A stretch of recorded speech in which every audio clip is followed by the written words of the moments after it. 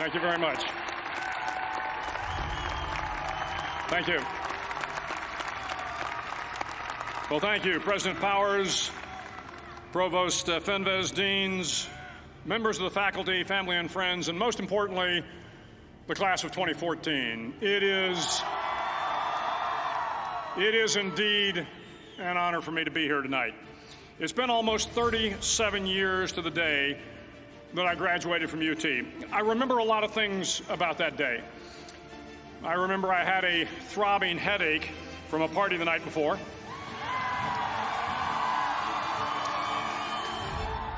I remember I had a serious girlfriend who I later married. That's important to remember, by the way. And I remember I was getting commissioned in the Navy that day. But of all the things I remember, I don't have a clue who the commencement speaker was, and I certainly don't remember anything they said. So acknowledging that fact, if I can't make this commencement speech memorable, I will at least try to make it short. So the university's slogan is, what starts here changes the world. Well, I've got to admit, I kind of like it. What starts here changes the world. Tonight there are almost 8,000 students, or there are more than 8,000 students graduated from UT. So that great paragon of analytical rigor, Ask.com, says that the average American will meet 10,000 people in their lifetime. 10,000 people, that's a lot of folks.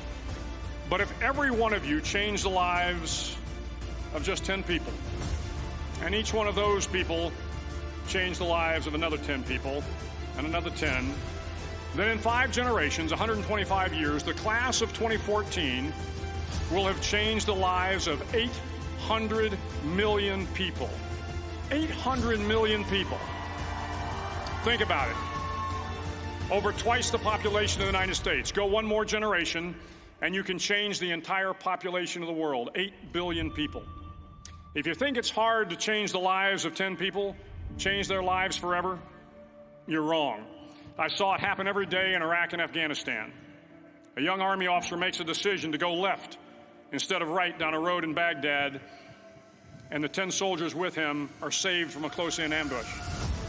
In Kandahar province, Afghanistan, a non-commissioned officer from the female engagement team senses that something isn't right and directs the infantry platoon away from a 500-pound IED, saving the lives of a dozen soldiers. But if you think about it, not only were those soldiers saved by the decisions of one person, but their children were saved, and their children's children.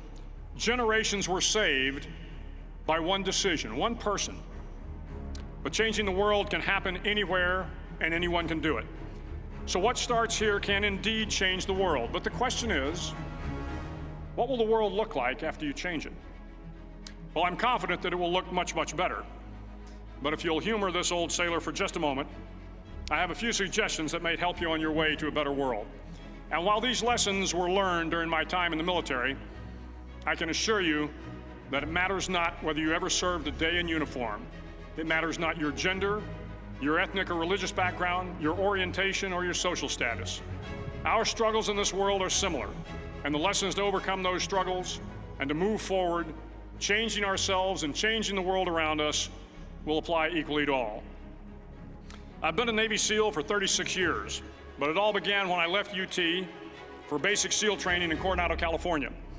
Basic SEAL training is 6 months of long, torturous runs in the soft sand, midnight swims in the cold water off San Diego, obstacle courses, unending calisthenics, days without sleep, and always being cold, wet, and miserable. It is 6 months of being constantly harassed by professionally trained warriors who seek to find the weak of mind and body and eliminate them from ever becoming a Navy SEAL. But the training also seeks to find those students who can lead in an environment of constant stress, chaos, failure, and hardships. To me, basic SEAL training was a lifetime of challenges crammed into 6 months. So here are the 10 lessons I learned from basic SEAL training that hopefully will be of value to you as you move forward in life. Every morning in SEAL training, my instructors, who at the time were all Vietnam veterans, would show up in my barracks room, and the first thing they'd do was inspect my bed. If you did it right, the corners would be square, the covers would be pulled tight, the pillow centered just under the headboard, and the extra blanket folded neatly at the foot of the rack. It was a simple task, mundane at best, but every morning we were required to make our bed to perfection. It seemed a little ridiculous at the time, particularly in light of the fact that we were aspiring to be real warriors, tough, battle-hardened SEALs. But the wisdom of this simple act has been proven to me many times over. If you make your bed every morning, you will have accomplished the first task of the day. It will give you a small sense of pride, and it will encourage you to do another task, and another, and another. And by the end of the day, that one task completed will have turned into many tasks completed. Making your bed will also reinforce the fact that the little things in life matter. If you can't do the little things right, you'll never be able to do the big things right. And if by chance you have a miserable day, you will come home to a bed that is made, that you made. And a made bed gives you encouragement that tomorrow will be better. So if you want to change the world, start off by making your bed. During SEAL training, the students are all broken down into boat crews. Each crew is 7 students, 3 on each side of a small rubber boat, and 1 coxswain to help guide the dinghy. Every day, your boat crew forms up on the beach and is instructed to get through the surf zone and paddle several miles down the coast. In the winter, the surf off San Diego can get to be 8 to 10 feet high, and it is exceedingly difficult to paddle through the plunging surf unless everyone digs in. Every paddle must be synchronized to the stroke count of the coxswain. Everyone must exert equal effort, or the boat will turn against the wave and be unceremoniously dumped back on the beach. For the boat to make it to its destination, everyone must paddle. You can't change the world alone. You will need some help. And to truly get from your starting point to your destination takes friends, colleagues, the goodwill of strangers, and a strong coxswain to guide you. If you want to change the world, find someone to help you paddle. Over a few weeks of difficult training, my SEAL class, which started with 150 men, was down to just 42. There were now 6 boat crews of 7 men each. I was in the boat with the tall guys, but the best boat crew we had was made up of the little guys, the Munchkin crew, we called them. No one was over 5'5". The Munchkin boat crew had 1 American Indian, 1 African American, 1 Polish American, 1 Greek American, 1 Italian American, and 2 tough kids from the Midwest. They out-paddled, outran, and outswam all the other boat crews. The big men in the other boat crews would always make good-natured fun of the tiny little flippers the Munchkins put on their tiny little feet prior to every swim. But somehow these little guys from every corner of the nation and the world always had the last laugh, swimming faster than everyone and reaching the shore long before the rest of us. SEAL training was a great equalizer. Nothing mattered but your will to succeed, not your color, not your ethnic background, not your education, not your social status. If you want to change the world, measure a person by the size of their heart, not by the size of their flippers. Several times a week, the instructors would line up the class and do a uniform inspection. It was exceptionally thorough. Your hat had to be perfectly starched, your uniform immaculately pressed, your belt buckle shiny and void of any smudges. But it seemed that no matter how much effort you put into starching your hat or pressing your uniform or polishing your belt buckle, it just wasn't good enough. The instructors would find something wrong. For failing the uniform inspection, the student had to run, fully clothed, into the surf zone, then wet from head to toe, roll around on the beach until every part of your body was covered with sand. The effect was known as sugar cookie. You stayed in the uniform the rest of the day, cold, wet, and sandy. There were many a student who just couldn't accept the fact that all their efforts were in vain, that no matter how hard they tried to get the uniform right, it went unappreciated. Those students didn't make it through training. Those students didn't understand the purpose of the drill. You were never going to succeed. You were never going to have a perfect uniform. The instructors weren't going to allow it. Sometimes, no matter how well you prepare or how well you perform, you still end up as a sugar cookie. It's just the way life is sometimes. If you want to change the world, get over being a sugar cookie and keep moving forward. Every day during training, you were challenged with multiple physical events: long runs, long swims, obstacle courses, hours of calisthenics, something designed to test your mettle. Every event had standards, times you had to meet. If you failed to meet those times, those standards, your name was posted on a list, and at the end of the day, those on the list were invited to a circus. A circus was 2 hours of additional calisthenics, designed to wear you down, to break your spirit, to force you to quit. No one wanted a circus. A circus meant that for that day, you didn't measure up. A circus meant more fatigue, and more fatigue meant that the following day would be more difficult and more circuses were likely. But at some time during SEAL training, everyone made the circus list. But an interesting thing happened to those who were constantly on the list. Over time, those students who did 2 hours of extra calisthenics got stronger and stronger. The pain of the circuses built inner strength and physical resiliency. Life is filled with circuses. You will fail. You will likely fail often. It will be painful. It will be discouraging. At times, it will test you to your very core. But if you want to change the world, don't be afraid of the circuses. At least twice a week, the trainees were required to run the obstacle course. The obstacle course contained 25 obstacles, including a 10-foot wall, a 30-foot cargo net, a barbed wire crawl, to name a few. But the most challenging obstacle was the slide for life. It had a 3-level, 30-foot tower at one end and a 1-level tower at the other. In between was a 200-foot long rope. You had to climb the 3-tiered tower, and once at the top, you grabbed the rope, swung underneath the rope, and pulled yourself hand over hand until you got to the other end. The record for the obstacle course had stood for years when my class began in 1977. The record seemed unbeatable until one day a student decided to go down the slide for life head first. Instead of swinging his body underneath the rope and inching his way down, he bravely mounted the top of the rope and thrust himself forward. It was a dangerous move, seemingly foolish and fraught with risk. Failure could mean injury and being dropped from the course. Without hesitation, the student slid down the rope perilously fast. Instead of several minutes, it only took him half that time. And by the end of the course, he had broken the record. If you want to change the world, sometimes you have to slide down the obstacles head first. During the land warfare phase of training, the students are flown out to San Clemente Island, which lies off the coast of San Diego. The waters off San Clemente are a breeding ground for the great white sharks. To pass SEAL training, there are a series of long swims that must be completed. One is the night swim.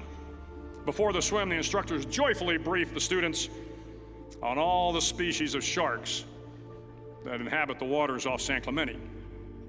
They assure you, however, that no student has ever been eaten by a shark, at least not that they can remember. But you are also taught that if a shark begins to circle your position, stand your ground. Do not swim away. Do not act afraid. And if the shark, hungry for a midnight snack, darts towards you, then summons up all your strength and punch him in the snout, and he will turn and swim away. There are a lot of sharks in the world. If you hope to complete the swim, you will have to deal with them. So if you want to change the world, don't back down from the sharks. As Navy SEALs, one of our jobs is to conduct underwater attacks against enemy shipping. We practice this technique extensively during training. The ship attack mission is where a pair of SEAL divers is dropped off outside an enemy harbor and then swims well over 2 miles underwater, using nothing but a depth gauge and a compass to get to the target. During the entire swim, even well below the surface, there is some light that comes through. It is comforting to know that there is open water above you. But as you approach the ship, which is tied to a pier, the light begins to fade. The steel structure of the ship blocks the moonlight. It blocks the surrounding street lamps. It blocks all ambient light. To be successful in your mission, you have to swim under the ship and find the keel, the center line, and the deepest part of the ship. This is your objective.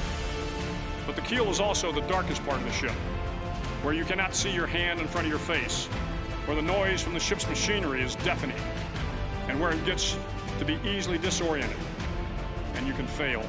Every SEAL knows that under the keel, at that darkest moment of the mission, is a time when you need to be calm, when you must be calm, when you must be composed, when all your tactical skills, your physical power, and your inner strength must be brought to bear. If you want to change the world, you must be your very best in the darkest moments. The 9th week of training is referred to as Hell Week. It is 6 days of no sleep, constant physical and mental harassment, and one special day at the Mud Flats. The Mud Flats are an area between San Diego and Tijuana where the water runs off and creates the Tijuana Sloughs, a swampy patch of terrain where the mud will engulf you. It is on Wednesday of Hell Week that you paddle down to the Mud Flats and spend the next 15 hours trying to survive this freezing cold, the howling wind, and the incessant pressure to quit from the instructors. As the sun began to set that Wednesday evening, my training class, having committed some egregious infraction of the rules, was ordered into the mud. The mud consumed each man till there was nothing visible but our heads. The instructors told us we could leave the mud if only 5 men would quit. Only 5 men, just 5 men, and we could get out of the oppressive cold. Looking around the mud flat, it was apparent that some students were about to give up. It was still over 8 hours till the sun came up. 8 more hours of bone-chilling cold. The chattering teeth and the shivering moans of the trainees were so loud, it was hard to hear anything. And then one voice began to echo through the night. One voice raised in song. The song was terribly out of tune, but sung with great enthusiasm. One voice became 2, and 2 became 3, and before long, everyone in the class was singing. The instructors threatened us with more time in the mud if we kept up the singing, but the singing persisted, and somehow the mud seemed a little warmer, and the wind a little tamer, and the dawn not so far away. If I have learned anything in my time traveling the world, it is the power of hope. The power of one person, a Washington, a Lincoln, King, Mandela, and even a young girl from Pakistan, Malala. One person can change the world by giving people hope. So if you want to change the world, start singing when you're up to your neck in mud. Finally, in SEAL training, there's a bell. A brass bell that hangs in the center of the compound for all the students to see. All you have to do to quit, is ring the bell. Ring the bell, and you no longer have to wake up at 5 o'clock. Ring the bell, and you no longer have to be in the freezing cold swims. Ring the bell, and you no longer have to do the runs, the obstacle course, the PT, and you no longer have to endure the hardships of training. All you have to do is ring the bell to get out. If you want to change the world, don't ever, ever ring the bell.